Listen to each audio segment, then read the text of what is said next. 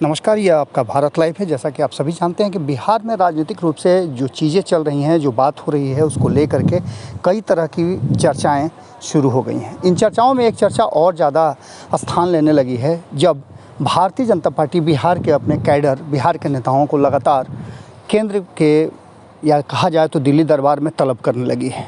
दिल्ली दरबार से लगातार बिहार के उन सारे वरिष्ठ नेताओं को जो केंद्र सरकार के साथ जुड़े हुए हैं या फिर बिहार सरकार के साथ जुड़े हुए हैं, जो मंत्री हैं, उन सारे लोगों को दिल्ली तलब किया जा रहा है। और इसके पीछे कहानी बताई जा रही है कि भारतीय जनता पार्टी कोई बड़ा निर्णय लेने वाली है। इन सारी बातों को लेकर के जैसा कि आप सभी जानते हैं कि बिहार में जो उथल पुथल मची हुई है, जिस तरह की चर्चाएं चल रही हैं, उन चर्चाओं में एक बात तो निश्चित रूप से सामने नज़र आ रही है कि भारतीय जनता पार्टी और नीतीश कुमार के बीच में बहुत सारे ऐसे मुद्दे जो पीछे बीत गए, उनको लेकर के सहमति नहीं बन पाई थी। दूसरी तरफ आप अगर देखें तो राष्ट्रपति के चुनाव को लेकर के या फिर राज्यसभा के मेंबरशिप को लेकर के, राज्यसभा में किसे भेजा जाएगा, इसको लेकर के आपसी तालमेल नहीं बन पा रहा है। जैसा कि आप सभी जानते हैं कि नीतीश कुमार को इस बार 1 सीटों का घाटा होना तय माना जा रहा है। पिछली बार की तरह नीतीश कुमार इस बार अपनी मन की मर्जी नहीं कर पाएंगे। और इन सारी बातों को लेकर के बिहार में जो वर्तमान परिस्थितियाँ बनी हैं, जिस तरह से भारतीय जनता पार्टी और नीतीश कुमार के रिश्तों में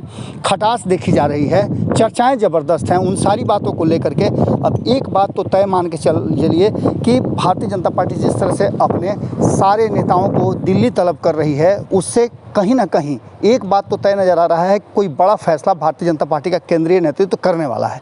इन सारी चीज़ों को देखते हुए जैसा कि आप सभी जानते हैं कि दिल्ली में बड़ा जमावड़ा लग रहा है और भारतीय जनता पार्टी के नेताओं के सुर भी बदले हुए हैं। लगातार इस बात की चर्चा हो रही है। हमने जब संजय टाइगर से इस बात की चर्चा की तो उन्होंने स्पष्ट तरीके से अपनी बातों को रखा और साफ तरीके से कहा कि वर्तमान परिस्थिति में जो हमारे समझौते हैं, उन समझौतों के तहत हम किसी भी तरह से इन चीज़ों को करने के लिए तैयार नहीं हैं। हम नीतीश कुमार से अलग होने जा रहे हैं। लेकिन इन सारी बातों को लेकर के जो चीज़ें सामने आ रही हैं, उनको देखते हुए एक बात तो पक्का लग रहा है कि बिहार में जिस तरह की स्थितियां हैं, उन स्थितियों को लेकर के अब नीतीश कुमार और भारतीय जनता पार्टी के बीच में कोई बड़ी खाई बढ़ती नज़र आ रही है। हालांकि कहा दोनों तरफ से जा रहा है कि किसी तरह की कोई बात नहीं है, 2025 तक हमारी सरकार चलेगी, नीतीश कुमार ही मुख्यमंत्री रहेंगे। लेकिन आप जानते हैं कि राजनीति में कब क्या हो जाए, कहना बड़ा मुश्किल होता है।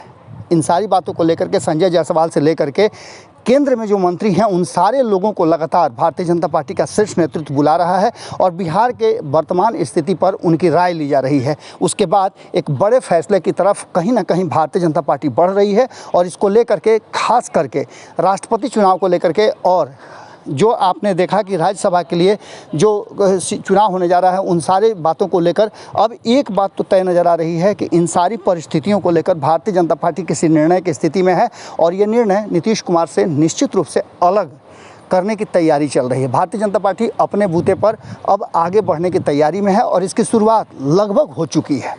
देखने वाली बात ये होगी कि आने वाला जो राज्यसभा का चुनाव है, उस चुनाव में भारतीय जनता पार्टी किसे अपना उम्मीदवार बनाती है, ये सबसे बड़ा सवाल है। और एक सवाल और भी है कि नीतीश कुमार किसे राज्यसभा के लिए भेजते हैं। आरसीपी सिंह को लेकर के भी कई तरह की चर्चाएं चल रही हैं और भारतीय जनता पार्टी चाहती है कि आरसीपी सिंह को राज्यसभा पुनः भेजा जाए।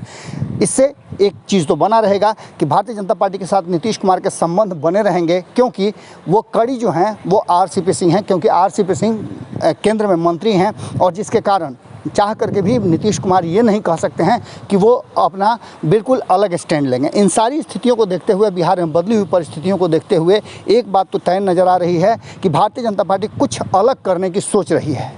लगातार आपने देखा होगा कि जिस तरह से चिराग पासवान के भी सुर बदल रहे हैं। कल तक वो ये कहते थे कि वो किसी के साथ भी समझौता कर सकते हैं, लेकिन एक बार फिर से उनका जो रास्ता है, जो तरीका है बात करने का, वो बता रहा है कि उनका भारतीय जनता पार्टी के केंद्रीय नेतृत्व के साथ एक बार फिर से बेहतर संबंध बनने की उम्मीद ताज़ी हो गई है। इन सारी परिस्थितियों को देखते हुए इतना तो तय मान के चलिए कि बिहार के जो नेता हैं भारतीय जनता पार्टी के, उनको बुला करके केंद्रीय नेतृत्व एक बात स्पष्ट करना चाहता है कि उसे किस तरह का स्टैंड बिहार में लेना है। इन सारी बातों को लेकर के जैसे ही इस पर विशेष अपडेट आता है और हमारी बातचीत होती है, हम फिर आपसे जुड़ते हैं। तब तक के लिए हमें दे इजाज़त और देखते रहें भारत लाइव। बहुत बहुत धन्यवाद। नमस्कार। अगर ये वीडियो पसंद आई और वह बिहार के राजनीति और बिहारियत से सरोकार रखेनी तो सब्सक्राइब बटन दबा के चैनल के सब्सक्राइब कर ली। ओजे एगो घंटी बा, ओकरा बटन दबा देला से कुल सटीक और मारक खबर रुआ मुफ्त में मिल जाई। अगर रुआ पत्रकारिता के हमनी के नया प्रयोग में सहयोग कर चाहतानी तो ज्वाइन बटन दबा दी। पेटीएम नंबर नोट कर ली 9386816700। धन्यवाद।